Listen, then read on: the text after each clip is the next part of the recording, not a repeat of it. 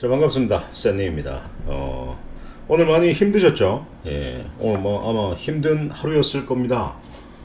근데 크게 행복 나눔, 전략방에서는 크게 힘든 하루는 아니었다라고 저는 보고 있습니다. 예.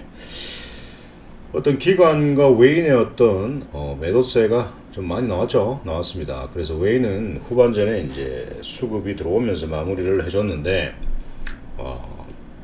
지금 보면 연기금이나 어떤 투신이나 기관이나 외국인들 계속 매도를 치고 있는 어떤 그런 상황입니다. 자, 지수 차트로 한번 가볼게요. 지수 차트로 가면 제가 설명을 다 드렸습니다. 어제 제가 전략방에다가 그 행복나눔 방에 918포인트를 이탈하게 되면은 조금 문제가 된다라고 말씀을 드렸습니다. 그래서 이틀 전에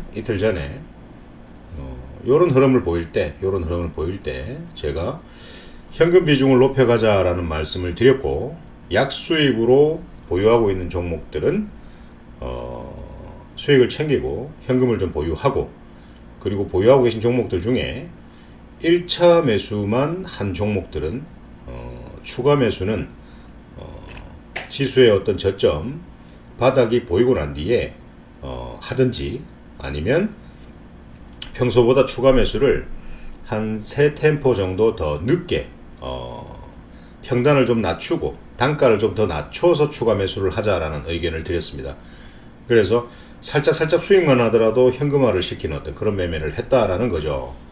그래서 지금이 저점이라고 보기에는 어떤 누구도 장담을 못합니다. 그래서 제가 볼 때는 이런 어떤 904포인트 정도까지, 요게 904포인트 정도 될걸요. 904포인트를 깰 것인가, 아니면 내일 살짝 깼다가 다시 올라와 줄 것인가, 그건 모르는 겁니다. 맞죠?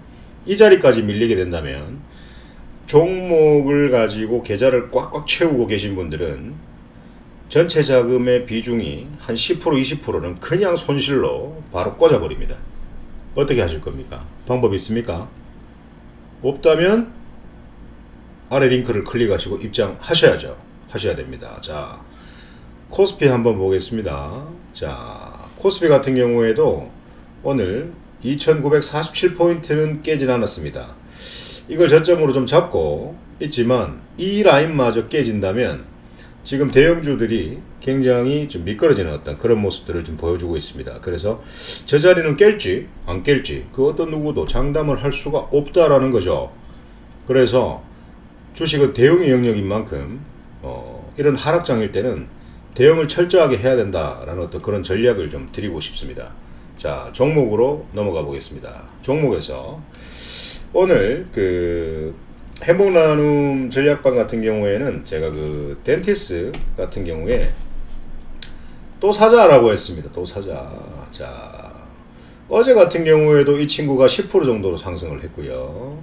그리고 또 오늘도 이 친구는 제가 보합권에서 한번 사보자라고 했는데 마지막에 끌어올려주면서 플러스 한 6%까지 끌어올려주면서 막판에 2.7%로 마감을 했습니다. 그리고 수익을 좀 챙겨라라고 말씀드렸죠. 일반방에. 맞죠? 그래서 이 친구들 같은 경우에는 이 자리에 샀어도 그날 9% 상승을 했던 그런 어떤 흐름이었고, 나머지 원익큐브 다 급등한 종목이었고, 매수할 수 있는 자리에 왔기 때문에 사도 된다라는 의견을 드린 겁니다. 1차 매수만 하라라고 말씀드렸습니다. 1차 매수만. 자, 여러분들 보시면 제가 늘 추천하는 종목들은요, 이런 추세가 상승인 추세 종목들입니다. 그렇다고 이게 너무 고점 자리에 있어가지고 고점 추격 매수를 하는 게 아닙니다. 저는 늘 파란불에 사자라고 해서 빨간불이 되면 파는 매매를 합니다. 자, 근데 ABL 바이오라는 게 있습니다. 자, 이거 한번 보이십니까? 추세가 하락입니다.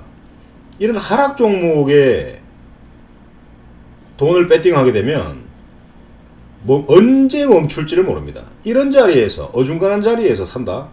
언제 멈출지를 몰라요.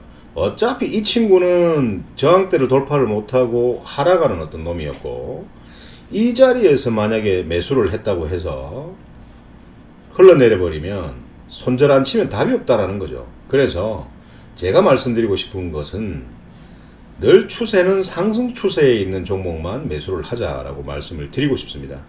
그래서 시장은 내일 더 추가적으로 조정을 받을지 아니면 조정을 멈출지 그건 아무도 모릅니다. 맞죠? 비트코인도 이제 다시 또 하락세를 보이고 있고 비트코인은 이제 팔아야 되는 시기입니다.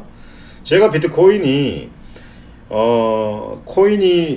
비트코인 300만원 할 때 이더리움 10만원 할 때 사야 되는 시기라고 말씀을 드렸고요. 매도해야 되는 시기는 트럼프 대선할 때 최고치를 달할 것이다. 그때 팔면 된다라고 말씀을 드렸습니다. 이제는 사면 안 됩니다. 이제는 사면 코인에 이제 돈을 박으면 여러분들 돈은 날아갑니다. 그래서 코인을 다시 매수해야 될 시기가 온다면 그때는 제가 말씀드릴 겁니다. 제가 코인을 전문으로 하진 않지만 그 흐름이 있다라는 거죠. 그 흐름을 관찰하는 거죠. 예. 자, 보겠습니다. 여러분, 하락 추세 절대 안 됩니다.